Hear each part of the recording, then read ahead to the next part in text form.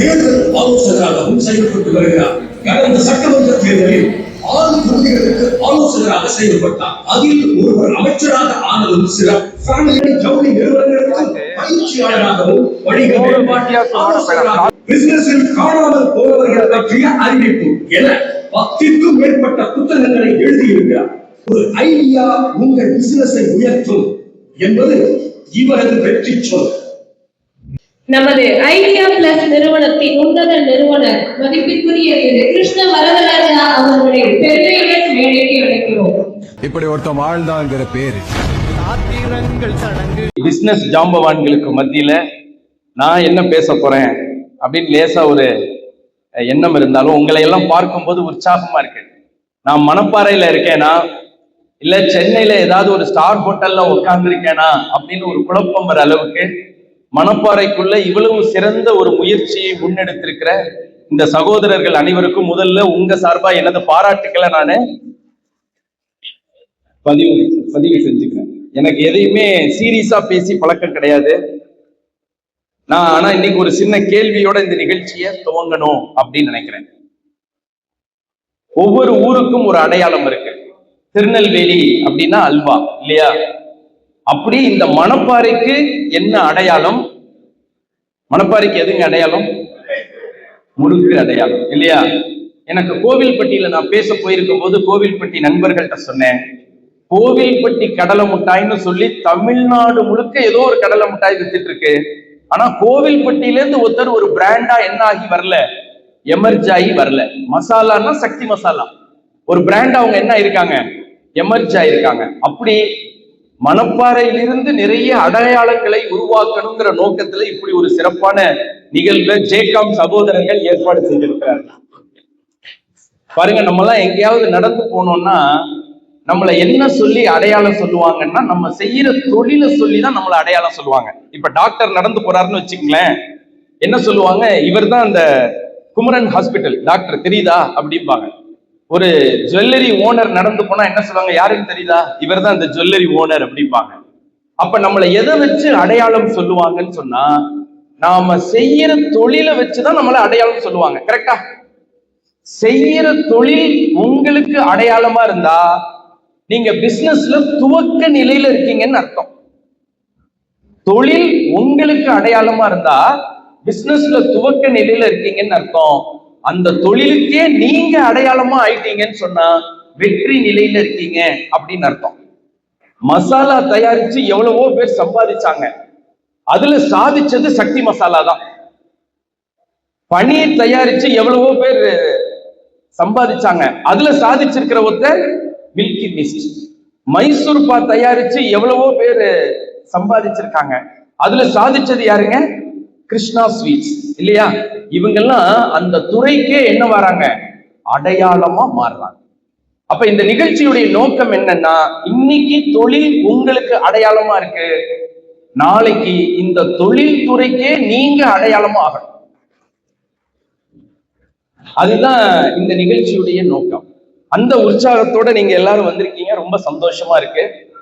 யாரெல்லாம் பிசினஸ்ல ஜெயிக்கிறாங்க அப்படிங்கிறத நான் எங்க போனாலும் கவனிக்கிறேன்.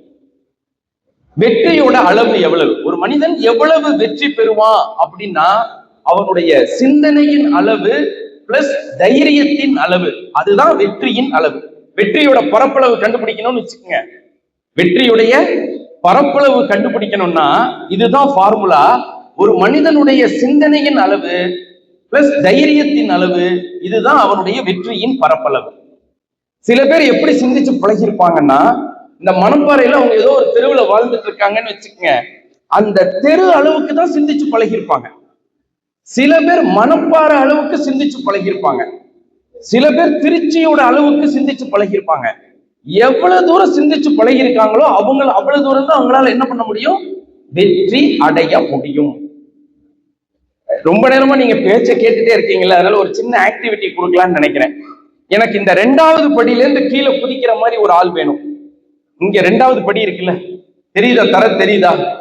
அந்த படியில இருந்து ஒரு ஜம்ப் பண்ற அளவுக்கு ஒரு யங்ஸ்டர் யாராவது இந்த அரங்கத்துல இருக்கீங்களா? நீங்க இருக்கீங்களா பிரதர்? வாங்க. அந்த 2வது படி, கீழே இருந்து 2வது படி. கீழே இருந்து ரெண்டாவது, நீங்க இந்த 3வது படியில நிக்கிறீங்கன்னு நினைக்கிறேன். கரெக்டா தான் நிக்கிறீங்களா? 2வது படியில இருந்து கீழே குதிக்கணும். குதிங்க, சும்மா சாதாரணமா குதிங்க போதும். ஓகே, இப்ப டாப்புக்கு வாங்க. இந்த மேடையில இருந்து கீழே குதிக்கணும், இல்ல அந்த லாஸ்ட் படியில இருந்து கீழே குதிக்கணும். ஓகே, இததான் நான் சொல்றேன் தைரியத்தின் அளவு அப்படின்னு சொல்றேன்.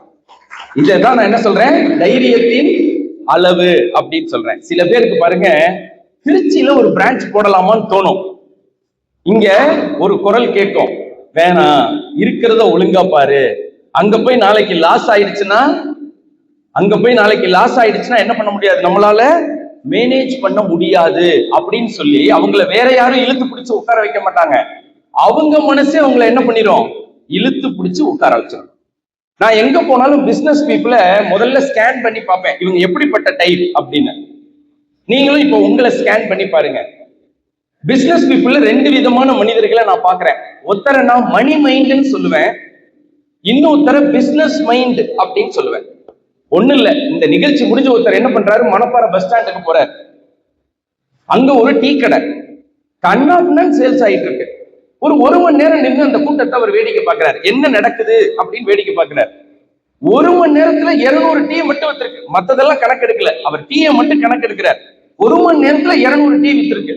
உடனே ஒரு கணக்கு போட்டு பார்க்கிறார், ஒரு டீல மினிமம் 5 ரூபாய் கிடைச்சா கூட 200 டீக்கு எவ்வளவு சார் கிடைக்கும்? நீங்களும் என்ன மாதிரி கணக்குல வீக்குன்னு நினைக்கிறேன். 200 டீக்கு எவ்வளவு கிடைக்கும்? 1 மணி நேரத்துல டீல மட்டும் 1000 ரூபாய் கிடைக்குது. ஒரு நாளைக்கு 12 மணி நேரம் கடை நடக்குது.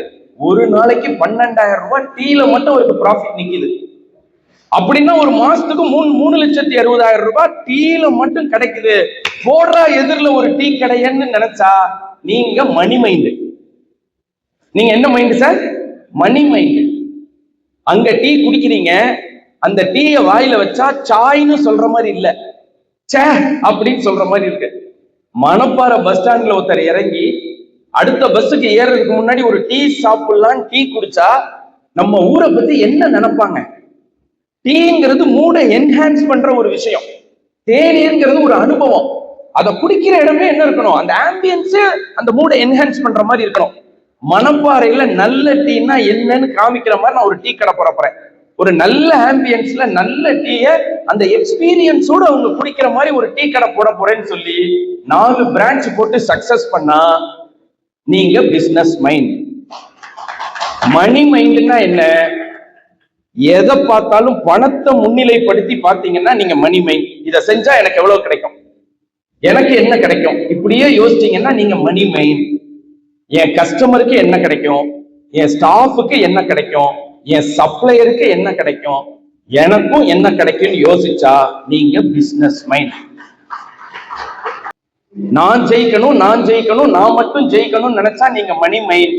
என் ஸ்டாஃப் ஜெயிக்கணும், என் சப்ளையர் ஜெயிக்கணும், என்னுடைய கஸ்டமர் ஜெயிக்கணும், கடைசியா நானும் ஜெயிக்கணும்னு நினைச்சா நீங்க பிசினஸ் மைண்ட். என்னுடைய இந்த 25 வருஷ அனுபவத்துல மணி மைண்ட் தோத்தாங்கன்னா திரும்ப பிசினஸ்க்குள்ளேயே வரமாட்டாங்க. பிசினஸ் மைண்ட் எத்தனை தடவை விழுந்தாலும் எழுந்திருக்கும் போது முதல்ல இருந்ததை விட உயர்ந்த நிலைக்கு எந்திரிப்பாங்க. அவங்களுக்கு தோல்வியே கிடையாது. அப்ப நீங்க ஒரு கேள்வி கேட்டுக்கங்க. சின்ன சின்ன எக்ஸாம்பிளாவே சொல்றேன். திண்டுக்கல்ல எனக்கு ஒரு 25 வருஷத்துக்கு முன்னாடி ஒரு போட்டோகிராஃபர் அறிமுகமான. அந்த போட்டோகிராஃபரை இப்ப பாக்குறேன். இப்பயும் அதே இடத்துலதான் ஸ்டுடியோ வச்சிருக்காரு, காரு, ஒரு வீடு கட்டிட்டாரு, ரோட்டரியில எல்லாம் பிரசிடென்ட் ஆயிட்டாரு. ஆனா இன்னைக்கும் அவர் தான் கேமராவை தூக்கிட்டு போய் என்ன பண்றாரு, போட்டோ எடுக்கிறார். மதுரையில 2 வருஷத்துக்கு முன்னாடி நான் ஒரு பிசினஸ் ஈவெண்ட் பண்ணேன். அதுக்கு போட்டோ குயின் அப்படிங்கிற ஒரு கம்பெனில இருந்து போட்டோ எடுக்கிறதுக்கு ஆர்கனைஸ் பண்ணியிருந்தோம். 4 போட்டோகிராஃபர்ஸ் வந்து வேலை பார்த்தாங்க. அதோட எம்டி என் பக்கத்துல சும்மாவே உட்கார்ந்து இருந்தார். 25 வருஷமா இருக்கிற திண்டுக்கல் போட்டோகிராஃபருக்கும் ஒரு 5 வருஷமா பிசினஸ் பண்ணிட்டு இருக்கிற மதுரையில இருக்கிற போட்டோகிராஃபருக்கும் என்ன வித்தியாசம்னு பாக்குறேன். திண்டுக்கல்ல இருக்கிறவரு அவரே கேமராவை தூக்கிட்டு போறாரு, சம்பாதிக்கிறதெல்லாம் தன்னுடைய சேஃப்டிக்கு இன்வெஸ்ட் பண்ணிக்கிறார். இடம் வாங்குறாரு, வீடு வாங்குறாரு, கார் வாங்குறாரு, சமூகத்துல தம் மதிப்பை அதிகப்படுத்திக்கிறதுக்கு ரோட்டரியில சேர்றாரு. இதுவே மதுரையில இருக்கிறவர் என்ன பண்றாரு, சம்பாதிச்ச முதல்ல ஆபீஸ்ல போடுறாரு, சம்பாதிச்சத முதல்ல தொழில போடுறாரு. தானே கேமராவை தூக்கிட்டு போகணும்னு நினைக்கல. நான் கேட்டேன் திண்டுக்கல்ல இருக்கிறவர்கிட்ட, ஏன் ஒரு அசிஸ்டன்ட் போட்டுக்க வேண்டியதானேன்னு கேட்டேன். அவர் சொன்னாரு அசிஸ்டன்ட் போட்டா 6 மாசத்துல அவன் காம்படிட்டர் ஆயிடுறான் சார்ன்னு. அசிஸ்டன்ட் 6 மாசத்துல என்ன ஆயிடுறான்? அசிஸ்டன்ட் 6 மாசத்துல என்ன ஆயிடுறான்? காம்படிட்டர் ஆயிடுறான் சார்னாரு. இப்ப மதுரைக்காரருக்கு அந்த பிரச்சனை இல்லையா? மதுரையிலயும் அசிஸ்டன்ட் கேமராமேன் ஆகிறதுக்கான வாய்ப்பு இருக்குல்ல, காம்படிட்டர் ஆகிறதுக்கு வாய்ப்பு இருக்குல்ல. அவர் அதை பத்தி கவலைப்படல. இந்த பவர் பாயிண்ட் காமி, அவர் என்ன பண்ணல, அதை பத்தி கவலைப்படல. இப்ப நீங்க கேள்வி கேட்டுக்கங்க, பிசினஸ் வச்சு உங்களை பாதுகாத்துக்க போறீங்களா? பிசினஸ் பாதுகாத்து உங்களை சுத்தி இருக்கிற எல்லாரையும் பாதுகாத்து உங்களையும் நீங்க பாதுகாத்துக்க போறீங்களா? முதல் ஸ்லைடு அதான். இத்தனை நேரம் இருந்துச்சா? ஓ சாரி, நான் இப்ப டாபிக்க முதல்ல உங்களுக்கு சொல்லிடுறேன். டாபிக் என்னங்க? ஹலோ, வின்னிங் ஹேபிட் இல்ல, வின்னிங் இஸ் a habit. வெற்றி என்பது ஒரு பழக்கம். சில பேர் எதை பழகி வச்சிருக்காங்க? தோல்வியை பழகி வச்சிருக்காங்க. அது யாருன்னு நான் சொல்லட்டுமா? சில பேர் சொல்லுவான், நான் உப்பு விற்க போனா மழை பெய்யுது, நான் மா விற்க போனா காத்தடிக்குது. நான் கேட்டேன், உப்புமா விற்க போக வேண்டியதானு கேட்டேன். அவன் சொல்றான், அன்னைக்கு தானே எல்லாரும் உண்ணாவிரதம் இருக்காங்கிறான். தோல்வியை அவர் பழக்கமாக்கி வச்சிருக்காரு. ஆனா வெற்றி என்பது ஒரு பழக்கம். நெக்ஸ்ட் பாருங்க, வின்ஸ் லம்பார்டி அப்படின்னு ஒரு இன்டர்நேஷனல் கோச், ஃபுட்பால் கோச், கோச்சுக்கெல்லாம் கோச், அவர் ஒரு விஷயம் சொல்றாரு, winning is not a sometime thing. அப்ப ஒரு தடவை ஜெயிப்போம், இப்ப ஒரு தடவை ஜெயிப்பேன், அப்புறம் எப்ப ஜெயிப்பேன்னு எனக்கு தெரியாது, அப்பப்போ ஒரு வெற்றி கிடைக்கும். அப்படிப்பட்ட விஷயம் இல்ல வெற்றிங்கிறது. Winning is a habit. வெற்றிங்கிறது ஒரு பழக்கம். அதே மாதிரியே தோல்வி என்பதும் ஒரு பழக்கம். சார் இன்னைக்கு காலைல 5 மணிக்கு எனக்கு முழிப்பு வந்துருச்சு சார். நேற்றுக்கு பெங்களூர்ல எனக்கு ப்ரோக்ராம் முடிச்சுட்டு நைட்டு 12 மணிக்கு திண்டுக்கல்ல வந்து ஸ்டே பண்றேன். 12 மணிக்கு படுத்தேன், காலைல 5 மணிக்கு எந்திரிச்சிட்டேன் சார். 5 மணிக்கு எந்திரிக்கும் போது பாருங்க, அப்படி லேசா போர்வைய வளர்க்கிறேன், அந்த ஏசி குளிர்ல உடம்பு அப்படியே ஒண்ணு சொல்லுது. என்ன சொல்லுது? இப்ப 5 மணிக்கு எந்திரிச்சு என்ன பண்ண போறேன்? 10 மணிக்கு தானே மீட்டிங் அப்படின்னு சொன்ன உடனே இந்த போர்வையை தூக்கி இப்படி போத்தி இருந்தா அது ஒரு பழக்கம். குளிரத்தானே குளிரும், நமக்கு செய்ய வேண்டிய வேலை நிறைய இருக்குன்னு சொல்லி அந்த போர்வையை அப்படியே தள்ளி விட்டுட்டு எந்திரிச்சா அது ஒரு பழக்கம். 5 மணிக்கு எந்திரிச்சிருந்தா அந்த பழக்கம் என்னை வெற்றியாளனாக மாத்துகிறது. 5 மணிக்கு மறுபடி போர்வையை போட்டுட்டா அந்த பழக்கம் என்னை தோல்வியாளனாக மாற்றுகிறது. அவ்வளவுதானே சார்? அவ்வளவுதானே. சோ இன்னைக்கு என்ன பண்ண போறோம்? வெற்றியை ஒரு பழக்கமா மாத்திக்க போறோம். பழக்கம்னா என்ன தெரியுமா? கான்சியஸா செய்ய ஆரம்பிச்ச ஒரு விஷயத்த கான்சியஸ்னஸே தேவைப்படாம செய்யறோம் பாருங்க, அதுதான் பழக்கம். சார் முதல்ல நீங்க 2 வீலர் ஓட்டும் போது, கார் ஓட்டும் போது கியரை எப்படி போட்டீங்க? கான்சியஸா போட்டிருப்பீங்க. இப்ப 2nd கியர்ல இருக்கேன், இப்ப 3rd கியர் போறேன், இப்ப 4th கியர் வரேன் அப்படின்னு கான்சியஸ்னஸ் முழுக்க எங்க இருக்கும்? சில சமயம் ரோட்டை கூட பார்க்க மாட்டீங்க, எப்படி பார்ப்பீங்க? கியர் எதுலடா இருக்கு அப்படின்னு பார்ப்பீங்க முதல்ல. இப்பெல்லாம் கியர்லயே கவனம் இருக்காது, போன் பேசிட்டு இருப்போம், ஸ்பீக்கர்ல போன் இருக்கும், ஏதோ ஒரு முக்கியமான பிரச்சனையை சொல்லுவாங்க, மைண்ட் முழுக்க பிரச்சனையில இருக்கும்.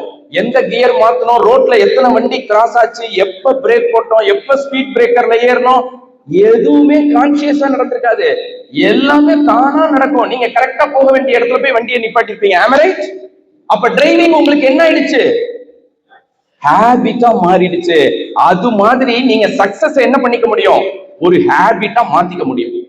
அப்படி மாத்திக்கிறதுக்கு இந்த ஒரு படத்தை நீங்க புரிஞ்சுட்டா போதும் சார். சக்சஸ ஒரு ஹேபிட்டா நீங்க யாராவது மாத்திக்கணும்னு நினைச்சா இந்த ஒரு படத்தை நீங்க புரிஞ்சுக்கிட்டீங்கன்னா சக்சஸ் நீங்க ஹேபிட்டா மாத்திக்க முடியும்.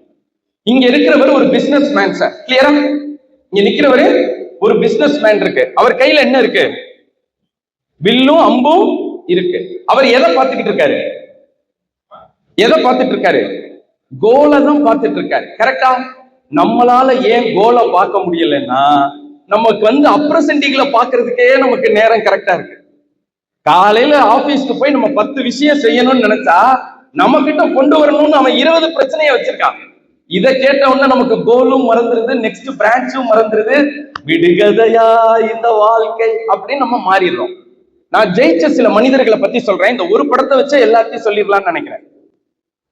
தூத்துக்குடியில ஒரு எலக்ட்ரானிக் ஷோரூம், அப்பதான் 2வது பிரான்ச் போட்டிருக்காங்க.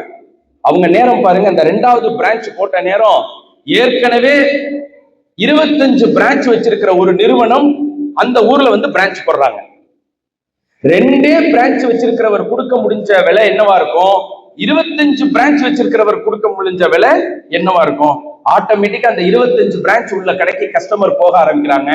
இந்த 2 பிரான்ச் வச்சிருக்கிறவர் கடையை மூடிடலாம்னு யோசிக்கிற சூழல் வந்துருச்சு. டீமோட உட்கார்ந்து பேசுறாங்க, என்ன பண்றது இப்ப அப்படின்னு. அப்ப டீம்ல இருக்கிறவங்க எல்லாம் சொல்றாங்க, வேற ஏதாவது பண்ணலாம், இனிமே நம்மளால என்ன பண்ண முடியாது, 25 வச்சிருக்கிறவரோட நம்மளால போட்டி போட முடியாது அப்படின்னு சொல்றாங்க. அவர் சொல்றாரு, நம்ம 2ஆ இருக்கிற முடிய 25ஓட போட்டி போட முடியாது. நம்ம 30 ஆயிட்டோம்னு வச்சுக்கோங்க, தாராளமா 25ஓட நம்ம என்ன பண்ணலாம், போட்டி போடலாம். நம்ம 30 ஷோரூம்னு கோல் வச்சு ஒர்க் பண்ணுவோங்கிற.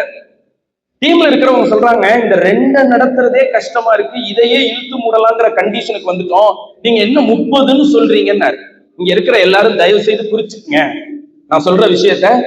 இந்த ஹால்ல எதுக்குமே நான் எந்திரிக்க மாட்டேன் அப்படி யாராவது ஒருத்தர் உட்கார்ந்து இருப்பீங்கல்ல, ஒரு நிமிஷம் ஸ்டேஜுக்கு வாங்க சார். எதுக்குமே நான் எந்திரிக்க மாட்டேன், யார் கூப்பிட்டாலும் நான் எந்திரிக்க மாட்டேன். தேங்க்யூ. யாராவது ஒருத்தர் டக்குன்னு குயிக்கா மேடைக்கு வாங்க. அண்ணா நீங்க வேண்டாண்ணா, குதிக்கணும், குதிப்பீங்களா? சரி வாங்கண்ணா. இப்படி உற்சாகமான இளைஞரை நம்மளே வேண்டாம்னு சொல்லக்கூடாது, வாங்கண்ணா. அந்த அம்பு போட்டு வச்சிருக்காருல கையில, அவரோட கோட் பாக்கெட்டை தொடுங்கண்ணா கீழே, அந்த இடத்துல. தேங்க்யூ. இப்ப அந்த அம்போட நுனியை தொடுங்க. அதான் அந்த இடம். Correct correct. இப்ப அந்த கோல் வட்டம் இருக்குல்ல, கோல் வட்டம் அது வேண்டாம், அந்த ஏசி இருக்குல்ல, அந்த ஏசியை தொடுங்கண்ணா. அதோட டாப்பை தொடணும்.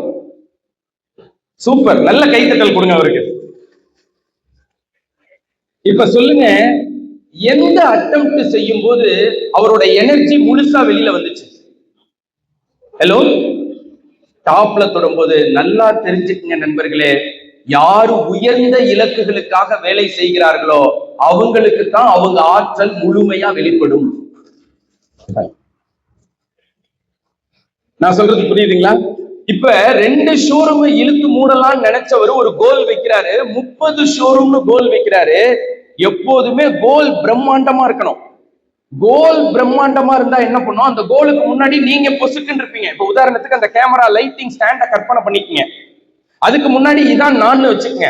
என் கோல் இந்த கேமரா ஸ்டாண்ட் மாதிரி இருக்கு. இப்ப எனக்கு முன்னாடி என் கோல் எப்படி இருக்கு? பிரம்மாண்டமா இருக்கு.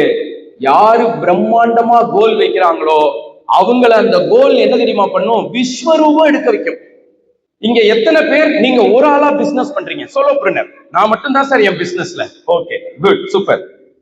நீங்க ஒரு ஆளா இருக்கிற முடிய நீங்க சோலோபிரினர் இல்ல, செல்ஃப் எம்ப்ளாய்டு தான். உங்களுக்கு நீங்களே சம்பளம் கொடுத்துக்கிறீங்க. நீங்க இன்னும் என்ன ஆகல, ஒரு பிசினஸ் மேனா ஆகல. நான் இப்ப அவர்கிட்ட கேட்கிறேன், ஏன் பிரதர் நீங்க தனியா இருக்கீங்க, இன்னொரு ஆளை வேலைக்கு வச்சுக்க வேண்டியதானே அப்படின்னு. அவர் என்ன சொல்றாரு, சார் அந்த வேலையை நானே செஞ்சுட்டா எனக்கு அந்த சம்பளம் மிச்சம் தானே சார் அப்படிங்கிறாரு.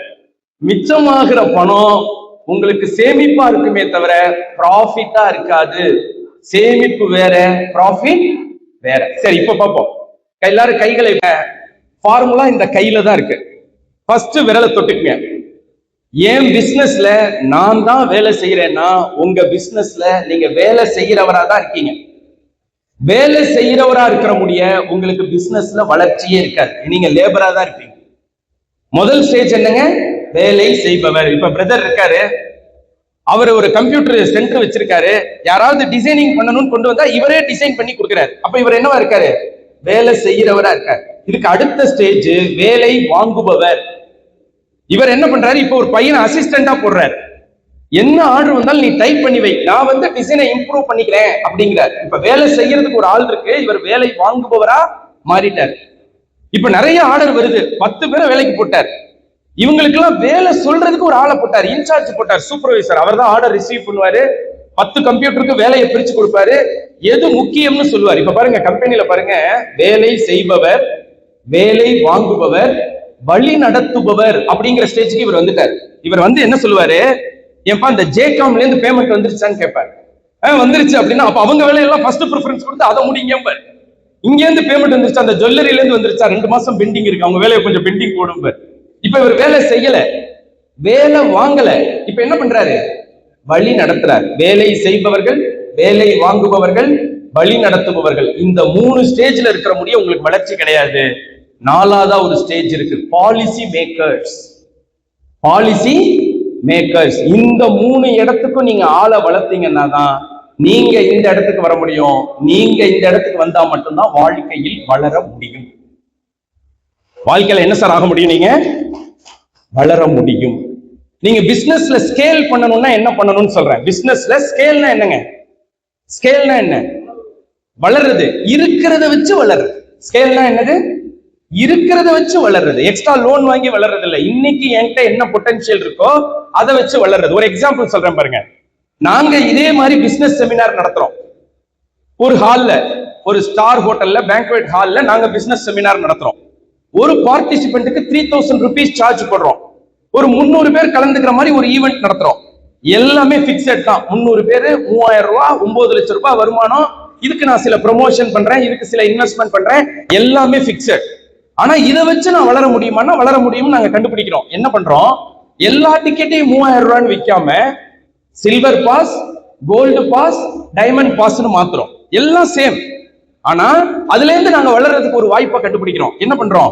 கோல்டு பாஸ் 5000, டைமண்ட் பாஸ் 10,000 அப்படிங்கிறோம். நான் நினைச்சேன் இந்த டைமண்ட் பாஸ் தான் லேட்டா விற்கும்னு. முதல்ல வித்தது டைமண்ட் பாஸ் தான். ஏன்னா ஃப்ரண்ட் ரோல விஐபிஸோட உட்காரணும்னு எல்லாரும் ஃபர்ஸ்ட் எதை ரிசர்வ் பண்றாங்க? டைமண்ட் பாஸ் தான். அப்ப ஸ்கேல்ங்கிறது இன்னைக்கு என்கிட்ட என்ன ரிசோர்ஸ் இருக்கோ அதை வச்சுட்டே வளர்றது என்னது? ஸ்கேல். நிறைய பேர் ஏன் ஸ்கேல் ஆக மாட்டேங்கிறாங்கன்னு சொல்றேன். திண்டுக்கல்ல இருந்து என்ன ஒருத்தர் பார்க்க வந்திருந்தாரு. அவர் ஒரு லெவல்ல பிசினஸ் பண்ணிட்டு இருக்காரு. இதுக்கு அடுத்த லெவல் போகணும்னு ஆசைப்படுறாரு. ஆனா ரொம்ப வருஷமா வந்து பேசிட்டே இருக்காரு, ஸ்டெப் எடுத்து வைக்க மாட்டேங்கிறாரு. அதுக்கு என்ன காரணம்னு சொல்றேன். யாராவது இந்த பக்கத்துல இருந்து ஒருத்தர் மேடைக்கு வாங்க, பத்திரமா உங்களை திரும்ப அனுப்பிச்சிருவேன். சார் நீங்க எப்படி படி ஏறுறதுன்னு காமிக்க போறீங்க. படி ஏறுறது எப்படின்னு ஆடியன்ஸ்க்கு டெமோ காமிக்க போறீங்க. கரெக்டா? ஓகே, ஒரு படியில கால் வைங்க சார். அப்படியே இருங்க. இப்போ ஒரு படியில கால் வச்சுட்டாரா? பாத்துட்டீங்களா அவர் எப்படி நிக்கிறாருன்னு? அடுத்த படிக்கு போகணும்னா அவர் என்ன பண்ணணும்? ஹலோ, ஏற்கனவே இருந்த படியிலேருந்து காலை எடுக்கணும். நிறைய பேர் அடுத்த படிக்கு போகணும்னு ஆசைப்படுறாங்க. ஆனா ஏற்கனவே இருக்கிற படியிலேருந்து காலை எடுக்கிறதுக்கு மட்டும்தான் பயப்படுறாங்க. நான் சொல்றது புரியுதா? அந்த கால் எடுத்து அடுத்து வைங்க சார். இப்ப உங்க கீழே இருக்கிறவங்களுக்கும் தெரியும். இன்னும் ஒரு படி மேல இருங்க சார். இப்ப ஒவ்வொரு ஸ்டெப்பும் அவர் என்ன பண்றாரு பாருங்க. பழைய படியிலேருந்து காலை எடுத்து வச்சா மட்டும்தான் புதிய படியில கால் எடுத்து வைக்க முடியும். ஒத்துக்கிறீங்களா? இதை பிசினஸ்க்கு அப்ளை பண்ணி பார்ப்போம். இங்க தேங்க்யூ சார், தேங்க்யூ. உங்களை வச்சு நான் கருத்து சொல்லிட்டேன். நல்ல கைத்தட்டல் கொடுங்க சார். சார் இங்க ஒரு இன்ஜினியர் உட்கார்ந்து இருக்காரு. அவர் 30 லட்சம் ரூபாய் 25 லட்சம் ரூபாய்க்கு வீடு கட்டி கொடுத்துட்டு இருக்காரு. 25 லட்சம் 30 லட்சத்துக்கு என்ன பண்ணிட்டு இருக்காரு? வீடு கட்டி கொடுத்துட்டு இருக்காரு. வருஷத்துக்கு ஒரு 10 வீடு கட்டுவார். எவ்வளவு சார் டர்ன் ஓவர் பண்றாரு? ஹலோ, எவ்வளவு டர்ன் ஓவர் பண்றாரு? 3 கோடி பண்றாரு. அப்படி வச்சுக்கலாம். எவ்வளவு டர்ன் ஓவர்? 3 கோடி பண்றாரு. இவர்கிட்ட நான் சொல்றேன், 30 லட்சம் ரூபாய் வீடு கட்டுறதுக்கும் பிளான் வேலை எல்லாம் ஒண்ணுதான். 2 கோடி ரூபாய் போட்டு வீடு கட்டுறாங்கல்ல, 1.5 கோடி ரூபாய் போட்டு வீடு கட்டுறாங்கல்ல, அவங்களுக்கும் வேலை ஒண்ணுதான். நீ இனிமே 30 லட்சம் ரூபாய் வேலை எடுக்காத, 1 கோடி ரூபாய் வேலை எடு, அப்பதான் நீ அடுத்த கட்டத்துக்கு போக முடியும்னு சொன்னா, அவர் இத்தனை நாளா என்ன பண்றாரு? 30 லட்சம் ரூபாய் வேலை எடுத்து எடுத்து எடுத்து நிறைய பேரை பழகி வச்சிருக்காரு. இப்ப இவர் 1.5 கோடி ரூபாய் வீடு கட்டுறவங்களை பார்க்க போகும்போது இந்த 30 லட்சம் ரூபாய் கூப்பிடுறாங்க. கூப்பிடும் போது இவர் போகாம இவர் அசிஸ்டன்ட் அனுப்பிச்சு வைக்கிறார். போய் அவர் வீடு கட்டணுங்கிறாரு, என்னன்னு போய் பேசிட்டு வான்னு. இப்ப அவர் கேட்கிறாரு, ஏன் வினோத் வரமாட்டாரா அப்படின்னு கேட்கிறாரு. யாரு? அந்த 30 லட்சம் ரூபாய் உங்களால் பெரிய ஆள் ஆயிட்டாரா, அவர் இப்ப வரமாட்டாரான்னு கேட்கிறாரு. இப்ப இவருக்கு பயம் வருது. இந்த 1.5 கோடிக்கு மார்க்கெட்டிங் பண்றோம்னு ஆசைப்பட்டு 30 லட்சம் ரூபாய் கஸ்டமரையும் விட்டுருவோம் போல இருக்குன்னு இவர் அடுத்த படியில கால் வைக்காம முதல் படியிலே என்ன பண்ணிட்டு இருக்காரு? நின்னுகிட்டு இருக்காரு. யார் முதல் படியில இருந்து காலை தூக்குறாங்களோ அவங்களாலதான் அடுத்த படியில கால் எடுத்து வைக்க முடியும். நான் சொல்றது புரியுதா? என்னோட லைஃப்ல நான் இதை ஃபாலோ பண்ணேன். ஃபர்ஸ்ட் நான் என்ன தெரியுமா பண்ணேன்? சிதம்பரத்துல ஒரு நிறுவனத்துக்கு ஒர்க் பண்ணேன். ஒரு செக் பவுன்ஸ் ஆயிடுச்சு. அவருக்கு அக்கவுண்ட் செக்ஷனுக்கு மீட்டிங் போடுறாரு. மீட்டிங் போடும்போது அந்த எம்டி சொன்னாரு, நான் இல்லாத நாள்ல மட்டும்தான் செக் பவுன்ஸ் ஆகணும். அதை ஹானர் பண்றதுக்கு நான் இல்ல, அப்ப தப்பு இல்ல. நான் இருக்கும்போது செக் பவுன்ஸ் ஆயிருச்சுன்னா என்ன அர்த்தம்? நான் இல்லைன்னு அர்த்தம். அப்படி எமோஷனலா பேசுறாரு. 2008 இந்த வார்த்தையை கேட்டேன். அன்னைக்கு ஒரு முடிவு பண்ணேன், இனிமே பினான்சியல் டிசிப்ளின் இருந்தா மட்டும்தான் நான் உங்களுக்கு வேலை பார்ப்பேன், மத்தவங்களுக்கு நான் வேலை பார்க்க மாட்டேன்னு முடிவெடுத்தேன். அது என்ன பினான்சியல் டிசிப்ளின்? இன்வாய்ஸ் அனுப்பிச்சா உடனே பணம் போட்டு விடணும், அவங்களுக்கு மட்டும்தான் வேலை பார்ப்பேன், இழுக்கிறவங்களுக்கு நான் வேலையே பார்க்க மாட்டேன்னு முடிவு பண்ணேன். ஒரு படியில இருந்து காலை எடுத்ததுனாலதான் நான் அடுத்த படிக்கு போனேன். புரியுதா? அடுத்து நான் முடிவு பண்ணேன், அந்த ஊர்ல நம்பர் 1 இருக்கணும். அவர் தான் அந்த ஊர்ல நம்பர் 1 இருக்காருல்ல, நீ போய் என்னையா பண்ண போறேன்னா அவரை ஸ்டேட்லயே நம்பர் 1 ஆக்க போறேன். நம்பர் 1 இருக்கிறதோட சுவை தெரிஞ்சவரை தான் என்ன பண்ண முடியும், அடுத்த கட்டத்துக்கு ரைஸ் அப் பண்ண முடியும். ஒரு ஊர்ல நம்பர் 1 ஒருத்தர் இருக்கணும்னு வச்சுக்க, நிச்சயமா ஒரு மணி மைண்டா இருந்தா நம்பர் 1 வந்திருக்க மாட்டாரு. என்னவா இருந்தா நம்பர் 1 வந்திருப்பாரு? பிசினஸ் மைண்டா இருந்தாதான் நம்பர் வந்திருப்பாரு. அப்ப நான் முடிவு பண்ணேன், பிசினஸ் மைண்டா இருந்தா மட்டும்தான் நான் ஒர்க் பண்ணுவேன். ஒரு செக்மெண்ட்டை டிராப் பண்ணேன் பாருங்க, அதனாலதான் அடுத்த செக்மெண்ட்டுக்கு வளர்ந்தேன். அப்புறம் முடிவு பண்ணேன், 500 கோடி டேர்ன் ஓவர் பண்றவங்களுக்கு தான் ஒர்க் பண்ணுவேன்னு முடிவு பண்ணேன். அப்புறம் நான் ஒர்க் பண்ணணும்னு சொன்னா அவங்க ஒரு பிராண்டா இருக்கணும். நான் இப்ப பேர் சொல்றேன்னு வச்சுக்கேன், நான் சக்தி மசாலாக்கு ஒர்க் பண்றேன், நான் சத்யா ஏஜென்சிஸ்க்கு ஒர்க் பண்றேன், லட்சுமி செராமிக்ஸ்க்கு ஒர்க் பண்றேன், போத்தீஸ்க்கு ஒர்க் பண்றேன் அப்படின்னு நான் சொன்னா, போத்தீஸ்னா என்னன்னு நீங்க யாருக்காவது நான் எக்ஸ்பிளைன் பண்ணணுமா? சத்யா ஏஜென்சிஸ்னா என்னன்னு நீங்க யாருக்காவது எக்ஸ்பிளைன் பண்ணுமா? நான் இப்படி ஒரு பிராண்டுக்கு தான் ஒர்க் பண்ணணும் அப்படின்னு முடிவெடுத்தேன். ஒரு படியில இருந்து காலை எடுத்ததுனால மட்டும்தான் என்னால அடுத்த படியில கால் எடுத்து வைக்க முடிச்சு. அப்ப இத படத்தை பாத்துக்கங்க. நீங்க உங்க ஸ்டாஃப அடுத்த படிக்கு உயர்த்தணும். நீங்க பிசினஸ்ல ஸ்கேல் ஆகணும்னு சொன்னா உங்க ஸ்டாஃப என்ன சார் பண்ணணும்? அடுத்த படிக்கு உயர்த்தணும். இதை வேற ஒரு விதமா நான் உங்களோட பகிர்ந்துக்கணும் அப்படின்னு நினைக்கிறேன். எனக்கு ஆடியன்ஸ்ல இருந்து ஒருத்தர் உடனடியா மேடைக்கு வேணும். யங்ஸ்டர்ஸ் யாராவது வாங்க சார். என்னுடைய நண்பரே வராரு, நல்ல கைத்தட்டல் கொடுங்க சார். சார் இதுல 4 பேனா இருக்கு, ஓகே தானே? நீங்க பாக்குறத பார்த்தா உங்க கண்ணுக்கு தெரியுதா இல்லையான்னு எனக்கு டவுட்டா இருக்கு. 4மே கிளீனா தெரியுது இல்ல? இதுல உங்களுக்கு பிடிச்ச பேனாவை செலக்ட் பண்ணுங்க, அது உங்களுக்கு. வாவ், பேனா கொடுத்தவர் இப்ப கண் கலங்கிட்டாரு. சரி சார், இப்ப என்ன பண்ண போறேன்னா இந்த 4 பேனாவையும் தூக்கி போட போறேன். இந்த 4 பேனாவையும் என்ன பண்ண போறேன்? தூக்கி போட போறேன். அவர் செலக்ட் பண்ண பேனாவை பிடிச்சா அது அவருக்கு, வேற எந்த பேனாவை பிடிச்சாலும் அது அவருக்கு கிடையாது. கிளியரா? டீலா நோ டீலா சார்? நீங்க சொல்லக்கூடாது, அவர் சொல்லணும். சார் 4ஐயும் தூக்கி போட போறேன், நீங்க செலக்ட் பண்ண பேனாவை பிடிக்கணும், வேற பேனாவை பிடிச்சா அது உங்களுக்கு கிடையாது. எந்த பேனா செலக்ட் பண்ணீங்க ஞாபகம் இருக்கா? எது சார்? ஓகேயா? பிடிச்சிட்டார்ல சார்? நல்ல கைத்தட்டல் கொடுங்க சார், நல்ல கைத்தட்டல் கொடுங்க சார். சார் அவர் கண்ணு முன்னாடி 4 பேனா பறந்துச்சு இல்ல? எப்படி சார் கரெக்டா அந்த பேனாவை பிடிச்சாரு? ஹலோ ஹலோ, யாரு லைஃப்ல ஜெயிப்பாங்கன்னா யாருக்கு போக்கஸ் இருக்கோ அவங்க தான் சார் பிசினஸ்ல ஜெயிப்பாங்க. அவர் பாருங்க, இப்படி 4 பேனா பறக்கும் போது அவர் என்ன நினைக்கல, இந்த பேனாவை விட இந்த பேனா நல்லா இருக்கேன்னு நினைச்சிருந்தா இந்த பேனாவை என்ன பண்ணிருப்பாரு? என்ன பண்ணிருப்பாரு? தவற விட்டுருப்பாரு. அவர் உறுதியா இருந்தாரு, எனக்கு இதுதான் தேவைன்னு உறுதியா இருந்தாரு, அதை அடைஞ்சிட்டாரு. அப்ப நண்பர்களே, பிசினஸ்ல எதை அடையணும்னு உங்களுக்கு போக்கஸ் வந்துருச்சுன்னா நிச்சயமா அதை நீங்க உங்க பிசினஸ்ல அடைஞ்சிருவீங்க. அவருக்கு நல்ல கைத்தட்டல் கொடுத்துடலாமா? நீங்க எப்ப பிசினஸ்ல சக்சஸ்ஃபுல் ஆண்டர்பிரனரா வருவீங்கன்னா இந்த பேக் தான் உங்க மைண்ட். இந்த பேக் தான் உங்க மைண்டு. உங்க மைண்டுக்குள்ள ஒன்ன போட்டுட்டீங்கன்னா அதுக்கப்புறம் அதை உங்களால கண்ட்ரோல் பண்ண முடியாது. ஆனா மைண்டுக்குள்ள எதை போடணுங்கிறத உங்களால கண்ட்ரோல் பண்ண முடியும். நான் சொல்றது புரியுதுங்களா? இந்த மைண்டுக்குள்ள எல்லா தேவையில்லாததெல்லாம் கொண்டு வந்து போடவே கூடாது. நீங்க இப்ப எனக்கு ஒரு 500 rupeesக்கு சேஞ்ச் வேணும். இங்க 2 நண்பர்கள் உட்கார்ந்து இருக்காங்க. ஒருத்தர் வெறும் சில்லறை மட்டும்தான் வச்சிருக்காரு, ஒருத்தர் 100 ரூபாய் நோட்டா வச்சிருக்காரு. இப்ப சேஞ்ச் வேணும்னா அவர்கிட்ட போய் கேட்டா அவர் என்ன சொல்றாரு? சார் சில்லறை தான் இருக்கு, எனக்கு 500 இல்லேம்பாரு. இதுவே இவர்கிட்ட போயிட்டா என்ன பண்ணுவாரு? எவ்வளவு 500க்கு சேஞ்ச் வேணும் சார், கொடுங்க சார் அப்படின்னு ஒரு 100 ரூபாய் கட்டை எடுத்து என்ன பண்ணுவாரு? எண்ணுவாரு. எனக்கு ஒருத்தர் கொடுக்கணும்னா அவர்கிட்ட என்ன இருக்கணும்? அது இருக்கணும். அப்ப நீங்க பிசினஸ்க்கு அட்வைஸ் கேட்கணும். யார்கிட்ட கேட்கணும் தெரியுமா? நம்ம எல்லாம் என்ன பண்ணுவோம்? நம்ம ஃப்ரெண்ட்ஸ் பழகினவங்கள்ட்ட கேட்போம். அப்படி இல்ல, இந்த மாதிரி வெற்றியாளர்கள்ட்ட கேட்கணும். வெற்றியாளர்கள்ட்ட கேட்டா வெற்றி அட்வைஸா கிடைக்கும். தோத்தவன்கிட்ட போய் நான் பிசினஸ் அடுத்த ஸ்டெப்புக்கு கொண்டு போலாமான்னு கேட்டா அவன் என்ன சொல்லுவான்? இருக்கிறதோ ஒழுங்கா பாருமா. அப்ப நீங்க அடுத்து என்ன பண்ண மாட்டீங்க? அடுத்த ஸ்டெப்புக்கு எதையும் உங்க பிசினஸ்ல கொண்டு போக மாட்டீங்க. வந்த உடனே ரமேஷ் என்கிட்ட ஒருத்தர் கேள்வி கேட்டாரு. எதை பத்தி கேள்வி கேட்டாரு? எதை பத்திங்க கேள்வி கேட்டாரு? ஸ்டாஃப வச்சு எப்படி வேலை வாங்குறது அப்படின்னு கேட்டாரு. அதை பத்தி 1-2 விஷயம் மட்டும் சொல்லலாம் அப்படின்னு நினைக்கிறேன். நான் ஒரு கம்பெனிக்கு போனேன். அந்த எம்டி கிட்ட கேட்டேன், உங்ககிட்ட எவ்வளவு பேர் வேலை பாக்குறாங்க அப்படின்னு கேட்டேன். அவர் டக்குன்னு பதில் சொன்னாரு, பாதி பேர் தான் சார் வேலை பாக்குறாங்கன்னு. நான் என்ன கேட்டேன், அட்டெண்டன்ஸ்ல எவ்வளவு பேர் இருக்காங்கன்னு கேட்டேன். அவர் என்ன சொல்றாரு, வேலையே பாதி பேர் தான் பாக்குறாரு. நான் அதை கேட்கல சார், உங்க பேரோல்ல எத்தனை பேர் இருக்காங்கன்னு கேட்டேன். அதுக்கு அவர் சொன்னாரு, இன்னைக்கு அட்டெண்டன்ஸ் எடுத்தாதான் சார் எவ்வளவு பேர் என்கிட்ட வேலை பாக்குறான்னு எனக்கே தெரியும். அப்ப இன்னைக்கு எப்படி இருக்கு, வரான் கத்துக்கிறான் போயிடுறான் ரிப்பீட், வரான் கத்துக்கிறான் போயிடுறான் ரிப்பீட், அப்படித்தானே சார் இருக்கு.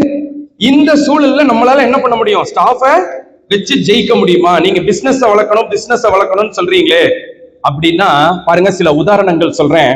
திருச்சியில ஒரு 7-8 வருஷம் இல்ல ஒரு 10 வருஷம் கூட இருக்கும். இந்த சின்ன பசங்களுக்கு நான் என்ன ட்ரைனிங் கொடுக்க போறேன், இந்த சின்ன பசங்களை வச்சு இவர் எப்படி கம்பெனி நடத்த போறாரு. ஒரு 25 சின்ன பசங்களுக்கு நான் கிளாஸ் எடுத்தேன். 10 வருஷம் கழிச்சு அந்த நிறுவனத்துல டைரக்டர்ஸ்க்கு ப்ரோக்ராம் நடத்தணும், நீங்க வாங்கன்னு கூப்பிட்டாங்க. எங்களுடைய டைரக்டர்ஸ்க்கெல்லாம் ப்ரோக்ராம் நீங்க வாங்கன்னு சொன்னாங்க. அவங்களுடைய ட்ரைனிங் சென்டருக்கு நான் போனேன். நல்ல வேலையா நான் 5 நிமிஷம் முன்னாடி போயிட்டேன். மேல போய் நின்று அவங்க ட்ரைனிங் 10 நிமிஷம் முன்னாடி வந்ததுனால மேல போய் நின்று வெயிட் பண்ணிட்டு இருக்கேன். அந்த ட்ரைனிங் ஹாலுக்கு வெளியில ஒரு 30 கார் வரிசையா வந்துச்சு. 30 கார்ல இருந்தும் அந்த டைரக்டர்ஸ் இறங்கி அந்த ட்ரைனிங் ஹாலுக்கு வராங்க. வந்த உடனே எனக்கு சிலிர்த்து போச்சு. 10 வருஷத்துக்கு முன்னாடி மேனேஜர்ஸா நான் பார்த்த அந்த குட்டி குட்டி பசங்கள்லாம் இன்னைக்கு அந்த நிறுவனத்துல டைரக்டர்ங்கிற பொசிஷன்ல இருக்காங்க. நீங்க நல்லா யோசிச்சு பாருங்க. நம்ம கம்பெனில என்ன டெசிக்னேஷன் வேணாலும் நம்ம கொடுப்போம். மேனேஜர்னு கொடுப்போம், சிஇஓன்னு கொடுப்போம், எக்ஸிகியூட்டிவ் ஆபீசர்னு கொடுப்போம். மேனேஜிங் டைரக்டர் மாதிரி டைரக்டர்ங்கிற பொசிஷனை நம்ம ஸ்டாஃபுக்கு கொடுப்போமா? அந்த நிறுவனம் என்ன பண்ணியிருந்தாங்கன்னா, மேனேஜரா இருந்த ஸ்டாஃப் எல்லாத்தையும் டைரக்டரா மாத்தினதுனாலதான் அந்த நிறுவனமும் வளர்ந்து நிக்குது. அந்த நிறுவனத்துடைய சேர்மன் தான் ஜெயநாதன் சிப்ஸ் உடைய சேர்மன் ஆறுமுகம் அவர்கள். உங்க நிறுவனத்துல ஆட்கள் நிலைக்கணுமா, நீங்க என்ன பண்ணணுங்கிறதுக்கு சொல்றேன். ஒரு நிமிஷம் என்ன பண்ணுங்க, உங்க வாழ்க்கையில மறக்க முடியாத ஒரு 3 நபர்களோட பேரை எழுதுங்க சார். இவங்களை நினைச்சாலே எனக்கு ஒரு நன்றியோட இருக்கும், இவங்களை நினைச்சாலே எனக்கு பிரியமா இருக்கும், இவங்களை நினைச்சாலே ஒரு கிராட்டிடியூட் எனக்குள்ள வரும். அப்படி ஒரு 3 பேரை எழுதுங்க சார். நீங்க எழுதின அந்த 3 பேர் அந்த இடத்துல இருக்கிறதுக்கு காரணம் அவங்களோட பர்சனாலிட்டியா இல்ல அவங்களோட கேரக்டரா? என்ன சார், பர்சனாலிட்டி இல்லையா சார்? அவர் வந்து செக்குடு கோட் போட்டிருந்தார் சார், சால்ட் அண்ட் பெப்பர் லுக்கோட இருந்தார் சார். அந்த பர்சனாலிட்டியை பார்த்த உடனே என் லைஃப்ல அவருக்கு முக்கிய இடம் கொடுத்துட்டேன், அப்படிலாம் இல்லையா? எதனால சார் கொடுத்திருக்கீங்க? கேரக்டர். நல்லா தெரிஞ்சுக்குங்க, உங்க ஸ்டாஃப் உங்க கேரக்டர்னாலதான் ஈர்க்கப்படுவாங்களே தவிர நீங்க பேசுற வார்த்தைகள்னால ஈர்க்கப்பட மாட்டாங்க. இவர் கைய பிடிச்சா நான் வளருவேன்னு உங்க ஸ்டாஃபுக்கு புரிஞ்சிருச்சுன்னா அவன் நிச்சயமா உங்க கூட இருப்பா சார். இவரே வளர்ற மாதிரி தெரியல, இவர் கூட சேர்ந்து நம்ம என்னைக்குடா வளர போறோம்னு நினைச்சா அவங்க கூட இருக்கவே மாட்டான். இதை இன்னொரு விதமா சொல்லணும்னு ஆசைப்படுறேன். இங்க ரெகுலரா ஜிம்முக்கு போறவங்க யாராவது இருக்கீங்களா? ஜிம்முக்கு போலனாலும் நீங்க ஜம்முன்னு இருக்கு, வாங்க எந்திரி. உங்க பக்கத்துல சார் அந்த செல்லத்தை கேட்டேன், வாங்க சீக்கிரம் வாங்க, டபுள் அப். எனக்கே 5 நிமிஷம் தான் இருக்கு டைம், சீக்கிரம் வாங்க. இவர் இன்னைக்குள்ள வந்துருவாரா சார்? இன்னைக்குள்ள வந்துருவாரா? இப்ப எனக்கும் பிரதருக்கும் ஆர்ம் ரெஸ்லிங் நடக்க போகுது சார். ஆர்ம் ரெஸ்லிங்னா தெரியும் இல்லையா? ஆர்ம் ரெஸ்லிங்னா தெரியும் இல்ல சார்? நான் இந்த பக்கம் சாச்சா 1 பாயிண்ட், 30 செகண்டுக்குள்ள 2 தடவை சாச்சிட்டா எனக்கு 10 பாயிண்ட். அதே மாதிரி தம்பி இந்த பக்கம் சாச்சா 1 பாயிண்ட், 30 செகண்டுக்குள்ள 2 தடவை சாச்சிட்டா 10 பாயிண்ட். டீலா நோ டீலா? நீங்க சொல்லணும், டீலா நோ டீலா? தம்பி தான் ஜெயிப்பாருன்னு நம்பிக்கை இருக்கிறவங்க கை தட்டி பாருங்க. தம்பி அப்படியே நோட், யார் கை தட்டாங்க நோட், அப்புறம் கவனிச்சுக்கோ. நான் தான் ஜெயிப்பேன் நம்பிக்கை இருக்கிறவங்க எல்லாம் நல்லா கை தட்டுங்க. வேணும்னா 2 பேர் கம்மியா தட்டுறாங்க வினோத், நிகழ்ச்சி முடிச்சோன்னு கவனிச்சுக்கோ. அவங்க என்ன முடிவு பண்ணிட்டாங்க, இவரோட ஸ்ட்ரென்த் இங்கதான் இருக்கு, இங்க இல்லைன்னு முடிவு பண்ணிட்டாங்க. பாருங்க, ரெடி? ரெடியா பிரதர்? என்ன பண்ணணும், நீங்க இந்த பக்கம், நான் இந்த பக்கம். ரெடி? 1 2 3.